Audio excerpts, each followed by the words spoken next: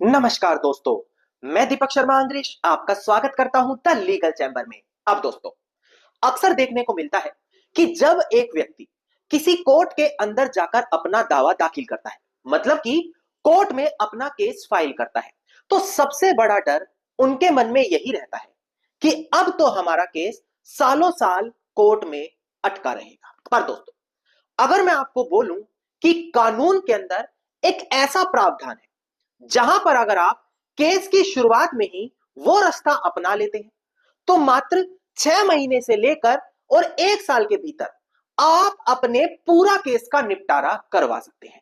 जी हां दोस्तों, यह process code of civil procedure के अंदर बताया गया है, जहां पर दोनों पार्टियों की बराबर सुनवाई होती है। उसके बाद जो वहां पर बीच में व्यक्ति होता है वो अपना अवार्ड पास कर देता है, यानी कि निपटारा केस का कर देता है।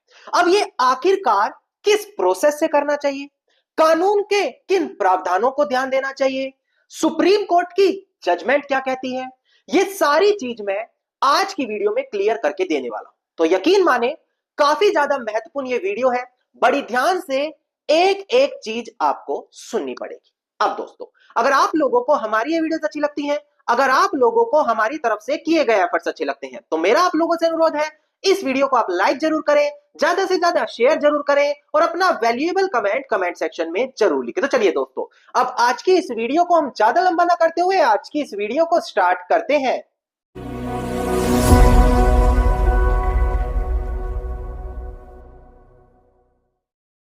अब देखिए दोस्तों, सबसे पहले वीडियो की स्टार्टिंग में मैं आपको बता दूं कि अगर कोर्ट में कोई भी दावा दाखिल किया गया है तो ऐसी कंडीशन में जो भी प्रोसेस कोर्ट के अंदर फॉलो किया जाता है वो कोड ऑफ सिविल प्रोसीजर यानी कि सीपीसी की किताब, उसका जो कानून कहता है उसी की तरीके से फॉलो किया जाता है। अगर आप इसी सीपीसी का सेक्शन 89 देखें तो वो बात करता है एडीआर के बारे में, यानी कि ऑल्टरनेटिव डिस्प्यूट रिजोल्यूशन, जहां पर आप लोग अपना जो विवाद है, अपना जो केस है, बिना कोर्ट के एक अधिकारी अपॉइंट करवाकर, एक ऑफिसर अपॉइंट कराकर पूरे केस का निपटारा करवा सकते हैं और जो वो फैसला आएगा वो कोर्ट में भी माना जाएगा और दोनों पार्टी वहां पर बाउंड हो जाएगी। इसी को बोला जाता है ऑल्टरनेटिव डिस्प्यूट रिजोल्यूशन। इसके अंदर जिसको आर्बिट्रेशन भी कहते हैं, कॉन्सोलिएशन भी कहते हैं, या फिर मीडिएशन भी कहते हैं, या जुडिशियल सेटलमेंट जिसको लोक अदालत बोला जाता है, आजकल काफी ज्यादा प्रचलित है। ये 4-5 ऐसे माध्यम होते हैं जो एडीआर के अंदर स्पेशली बताए गए हैं और आज हम आर्बिट्रेशन के बारे में बात करने वाले हैं, क्योंकि दोस्तों ये 4 मेथड पर, आर्बिट्रेशन, कॉन्सोलिएशन, मीडिएशन और लोक अदालत, एक ही टॉपिक पर हम नहीं कवर कर सकते। आज हम बात करेंगे आर्बिट्रेशन की और आने वाले समय में इन टॉपिक को अलग अलग वीडियोस में लेकर आएंगे। अब ध्यान दें, हम बात कर रहे हैं आर्बिट्रेशन। कई बार देखा जाता है जब दो या दो से ज्यादा पार्टियों के बीच विवाद होता है तो वो अक्सर कोर्ट का दरवाजा खटखटाती है। उदाहरण के तौर पर मान लेते हैं दो पार्टियों ने आपस में किसी चीज का कॉन्ट्रैक्ट किया था। कॉन्ट्रैक्ट में लेकर कोई ऐसी कंडीशंस थी, कोई ऐसी टर्म्स थी जिसको लेकर पार्टी एक दूसरे से खुश नहीं है, तो वो क्या करती हैं, कोर्ट में नहीं जाती। कारण, क्योंकि उनको पता है कि अगर वो कोर्ट में चले गए तो कई साल उनके निकल जाएंगे। तो वो ऐसी कंडीशन में क्या करती हैं, दोनों पार्टी अपनी आपसी सहमति से एक या एक से ज्यादा आर्बिट्रेटर अपॉइंट करते हैं और आर्बिट्रेटर क्या करता है, शुरुआत में कुछ टर्म्स कंडीशंस बनाता है। बड़ी ध्यान से समझे, कुछ टर्म्स और कंडीशन फ्रेम्स की जाती हैं जिसके चलते ये पूरे केस की सुनवाई होती है और अंत में वो आर्बिट्रेटर या तो दोनों पार्टी या किसी एक पार्टी के पक्ष में अवार्ड दे देता है, यानी कि उसके पक्ष में फैसला सुना देता है। इसी प्रोसेस को आर्बिट्रेशन कहा जाता है। नाउ लोगों को इसमें बहुत सी कंफ्यूजन है, क्योंकि कई बार मैंने सुना है कि सर इसके लिए तो शुरू में ही कॉन्ट्रैक्ट करना जरूरी है कि अगर हमारे बीच कोई विवाद हुआ तो हम कोर्ट ना जाकर बल्कि आर्बिट्रेशन में जाएंगे, जबकि ऐसा नहीं होता दोस्तों। अगर विवाद होने के बाद भी दोनों पार्टी आपसी सहमति से कोर्ट ना जाकर आर्बिट्रेशन में जाकर मेथड को सुलझवाना चाहती हैं तो बड़ी आसानी से वो टर्म्स और कंडीशन तैयार करवा सकती है। और अब मैं डिस्प्ले पर दिखाकर आपको पूरा प्रोसेस बता दूं कि आर्बिट्रेशन में जाना कैसे होता है, इसमें समय सीमा क्या है, जजमेंट्स क्या कहती है। अब एक बार डिस्प्ले पर ध्यान दीजिए। देखिए, डिस्प्ले पर आपको आर्बिट्रेशन प्रोसेस दिखाई दे रहा होगा।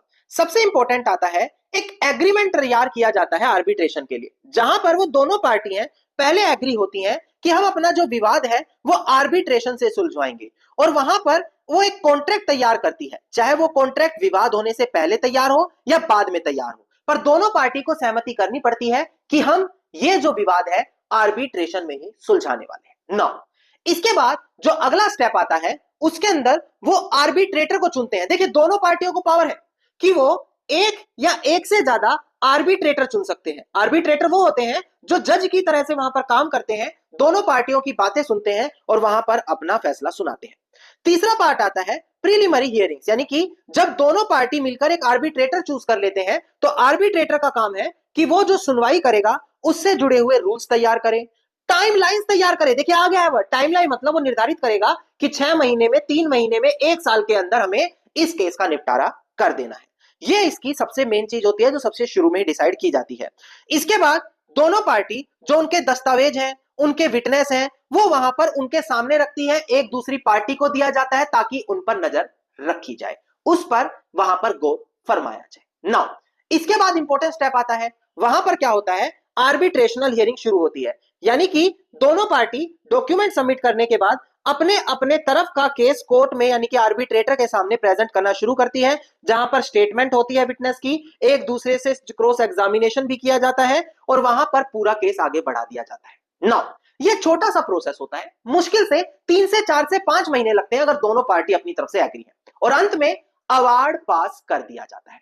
अवार्ड पास करने का मतलब जो आर्बिट्रेटर है वो अपना डिसीजन सुना देता है कि किस पार्टी के पक्ष में वो ये निर्णय दे रहा है, और वो सबसे बड़ी बात, वो वहां पर दोनों पार्टियों को मानना पड़ता है, और वो वहां पर क्या होता है, बाइंडिंग इन नेचर, यानी कि जैसे कोर्ट का निर्णय आता है उसी प्रकार से वो निर्णय बन जाता है। अब दोस्तों, कई लोगों को ऐसा लगेगा कि सर, हो सकता है आर्बिट्रेटर जो फैसला सुने, जो अवार्ड पास करे, अगर वो दोनों पार्टियों में से किसी एक को सहमत ना हो तो क्या करे। देखिए, अगर किसी के साथ धोखाधड़ी, फ्रॉड वगैरह हुआ है तो वो बिल्कुल उसको जाकर चैलेंज कर सकता है जो आर्बिट्रेटर ने फैसला सुनाया है। पर अगर ऐसा नहीं है, दोनों पार्टियों ने शुरू में ही कॉन्ट्रैक्ट में लिखा था कि ये हम दोनों पर बाउंड होगा, तो फिर उन दोनों पार्टियों को वो फैसला मानना पड़ता है ना। ये सिंपल सा प्रोसेस होता है जो मुश्किल से मुश्किल 6 महीने से लेकर साल भर लेता है, और जो केस आपका सालों साल चलने वाला था बड़ी आसानी से यहां पर निपट जाता है ना। अब हम यहां पर बात करेंगे कि आखिरकार टाइम कितना लग जाता है। कभी कोई बोल रहा है 3 महीने, कोई बोल रहा है 6 महीने। देखिए, स्पेसिफिक गाइडलाइंस भी दी गई है, वैसे एक बार डिस्प्ले पर देखकर ध्यान दें तो ज्यादा बेहतर तरीके से समझ में आएगा। देखिएगा दोस्तों, डिस्प्ले पर जो हमारा आर्बिट्रेशन एंड कंसोलिएशन एक्ट है 1996, उसके अंदर अगर आप सेक्शन 29A देखें तो वो बोलता है, अगर डोमेस्टिक आर्बिट्रेशन किया जा रहा है तो 12 महीनों के अंदर उसका निपटारा करना पड़ेगा। ये काफी इंपॉर्टेंट है, यानी कि 1 साल के अंदर निपटारा करना पड़ेगा। पर कई बार सिचुएशन ऐसी आती है जो आउट ऑफ कंट्रोल हो जाती है, आर्बिट्रेटर अवेलेबल नहीं है, किसी पार्टी की कोई इमरजेंसी हो गई, कोर्ट में नहीं आ पा रही, तो ये सेक्शन कहता है 29A कि फिर आप 6 महीने और बढ़वा सकते हो, पर उसके अंदर रीजन मेंशन करना जरूरी है कि 6 महीने भी क्यों बढ़वा रहे हो, और अगर आप इससे ज्यादा समय बढ़वाना चाहते हो फिर कोर्ट से परमिशन लेनी अनिवार्य है। पर इसी के अलावा इसी का 29 भी बोलता है आर्बिट्रेशन एंड कंसोलिएशन एक्ट का कि अगर आपने फास्ट ट्रैक आर्बिट्रेशन अपनाया है तो मात्र 6 महीने के अंदर आर्बिट्रेटर को अवार्ड पास करना पड़ता है। मतलब कि दोस्तों, यहां पर जो मैंने शुरू में बोला था, 6 महीने से लेकर साल भर के अंदर आप अपने विवाद का निपटारा बड़ी आसानी से कर सकते हो। पर फिर भी मैं आपको बताऊं, यह जो चीज है सेक्शन 89 सीपीसी में बताई गई है, जो आजकल बहुत से लोग खुद अपने विवाद का निपटारा करने के लिए यहां पर चुन रहे हैं। कारण, जिनको सच में विवाद निपटाना है वो अपना केस जल्दी खत्म करना चाहेंगे, और जिनको सिर्फ फंसाकर खड़ा करना है वो फिर लंबे लंबे समय तक कोर्ट में फंसाना चाहेंगे। तो ये बड़ा सरल माध्यम है जो कानूनी प्रावधान भी कहते हैं, जो मैंने यहां पर दिखाकर आपको क्लियर करा। अब डिस्प्ले पर ध्यान दें, एक लैंडमार्क जजमेंट भी आपके साथ शेयर कर लें ताकि पूरा कंसेप्ट आपको क्लियर हो। देखिएगा दोस्तों, डिस्प्ले पर केस टाइटल है Perkin Eastman architect DPC and others versus HSCC India limited, 2019 की ये जजमेंट है। यहां पर बोला कि देखो, जब पार्टी आर्बिट्रेशन में जाना चाहती है, आर्बिट्रेशन का रास्ता अपना रही है, तो क्वेश्चन ये आ रहा है कि जो आर्बिट्रेटर चुना जाएगा, जो दोनों पार्टी की सुनवाई कराएगा, वो किस पार्टी की मर्जी से होगा। तो साफ बोला गया, अगर एक सोल आर्बिट्रेटर, अकेला व्यक्ति आर्बिट्रेटर है, एक तरीके से जज है यहां पर, तो वो दोनों पार्टी की कंसेंट से चुना जाएगा। ऐसा नहीं एक पार्टी अपने जानने वाले को आर्बिट्रेटर लाकर बैठा दे, दोनों पार्टी की कंसेंट लेनी अनिवार्य है। ये लैंडमार्क जजमेंट है, इसीलिए ताकि धोखाधड़ी का शिकार होने से आप लोग बच सके। धन्यवाद दोस्तों। उम्मीद करता हूं वीडियो में मिली जानकारी आप लोगों के लिए काफी ज्यादा लाभदायक साबित होगी। इसके अंदर 3 मेथड और है, मीडिएशन, कंसोलिएशन और लोक अदालत। वो हम अपने आने वाली वीडियोस में लेकर आएंगे। अगर आप वीडियो को ज्यादा से ज्यादा लाइक, शेयर और कमेंट करेंगे, और अगर आप इसी प्रकार की इंफॉर्मेटिव वीडियोस रोजाना पाना चाहते हैं, तो चैनल को तुरंत सब्सक्राइब करके नोटिफिकेशन बेल आइकन आप जरूर दबा दें।